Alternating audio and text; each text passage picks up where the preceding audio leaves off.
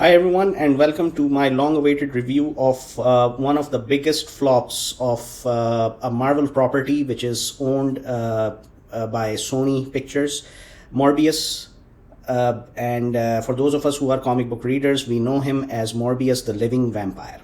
Anyone who is a fan of Spider-Man, a guy like me who's still proudly wearing his 1970s Spider-Man t-shirt that's showing the illustration or art by Keith Pollard, would it's not possible for any of us to not like Morbius the Living Vampire.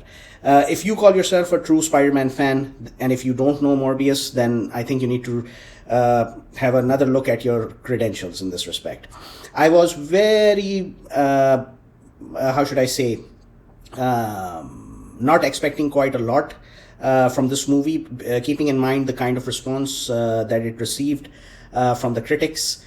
But there was one thing that kept bugging me, and that was that I'm a huge Jared Leto fan. And full disclosure, I know for a fact that if he takes up a job, he executes it masterfully. The first time I became a fan of Jared Leto was thanks to a friend of mine who recommended me to watch Dallas Buyers Club. And when I saw his performance there, I realized that this guy is a true potential. But the moment I learned that he wanted to play as the Joker in Suicide Squad, unfortunately Warner Brothers really screwed up his character by cutting his time to barely 10 minutes in the entire movie. Still, for me, a lot of you might disagree, but he is, like, for example, one of the attractions to any superhero movie that he takes up, at least for a guy like me.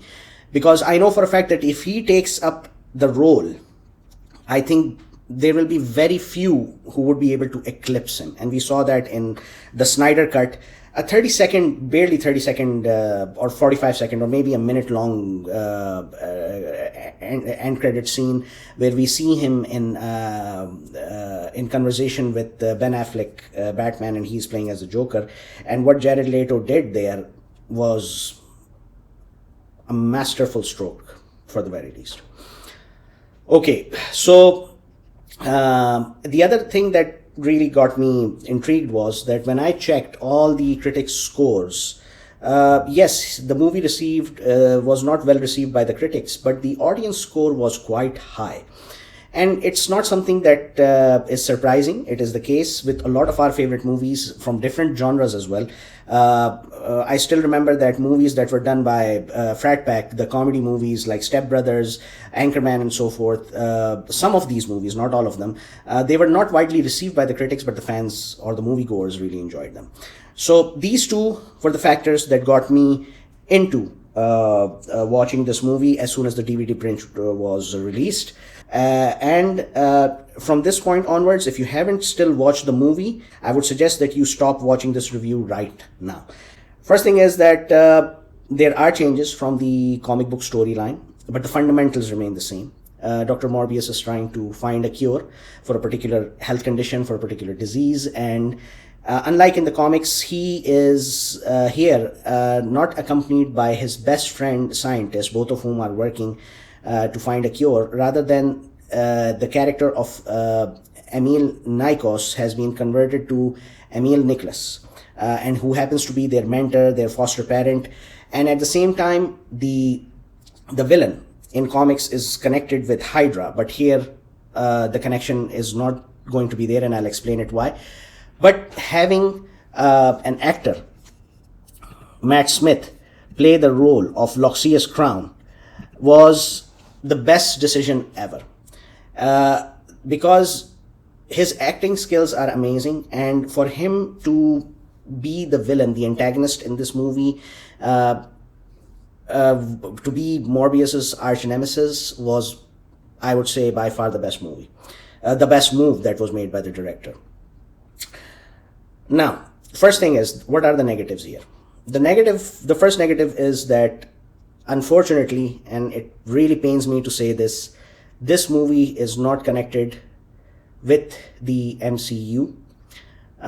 They did a slight misdirection when they showed us in the trailer that Michael Keaton, who is playing Adrian Toomes, the Vulture, is going to be part of this movie. He is, but as is the case with what happened in Spider-Man No Way Home, all of the characters that belong to Sony properties have now returned to their respective dimension, or the Sony Shared Universe, or SSU as it's called. And unfortunately, Adrian Toomes' Michael Keaton has been moved from the Marvel Cinematic Universe to the SSU universe, thereby eliminating any chance that we would see Jared Leto as Michael Morbius being part of a possible Midnight Suns movie, which still can happen, because right now we have Doctor Strange for the very least. The later iterations of Midnight Suns include Moon Knight, so we have Moon Knight. One of the original Midnight Suns happens to be Blade. But unfortunately, this is like the worst part of the movie that they finished. Jared Leto, Morbius, is going to remain part of the Sony Shared Universe, or SSU universe, and will have nothing to do with what is going on in the Marvel Cinematic Universe. Like many, I was wrong to assume that since they had shown Michael Keaton in the trailer, then this Morbius would be connected with the Tom Holland version. But from the starting point all the way till the end, they made sure that there are references to the events that happened in San Francisco, vis-a-vis Tom Hardy's Venom. And at the same time, the last scene and the post-credit scene where it's shown that Michael Keaton has somehow landed in this universe, we can expect Andrew Garfield to be reprising his role for the Amazing Spider-Man, as the rumors are flying around. And I can hope that Morbius is part of it. All the other characters that belong to that shared universe are also part of it. But it for a fan of Midnight Sun, this movie really just this is the disappointment. This is the only disappointment that I can come across. Now, what are the positives about this movie? First thing is, it's a very good movie. It's not even like, okay, so good. No, it is consistent. The director read the character. It shows that he has paid attention to detail, even when he is making the changes that are occurring. He has given a more personal touch to the animosity that's between Morbius and his arch nemesis, Loxias Crown. In the comics, Morbius doesn't have a personal connection, a deep personal connection, whereas in this movie there is. Being the fact that both of them, since childhood, they were together, they were part of a foster home or a hostel where kids with special health conditions were being treated, and they became brothers in arms. But the desire to be able to live with full health, with a normal life, takes over Loxias, or Milo in this case, and he becomes corrupted as he takes up the serum, and he starts to wreak havoc across New York City. And the struggle of the character, the journey, the pain, the depiction, everything was superb, to say the least. The cast, each and every actor played their role beautifully. Even Tyrese Gibson, who was playing as the FBI agent working on the case. I am really surprised that why this movie received such a negative rating. And these are my 2 cents concerning it. It's not definitive. This is just like based on my observation and all that.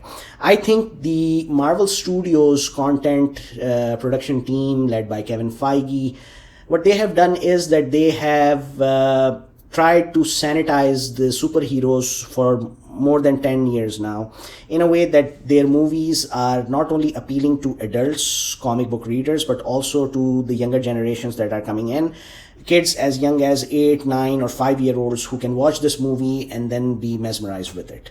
There is a reason why Marvel is becoming extremely popular amongst the masses all over the world, not just in the United States or the Western world, is because that whether you're a male or a female, you're young, you're old, and especially if you're looking for a light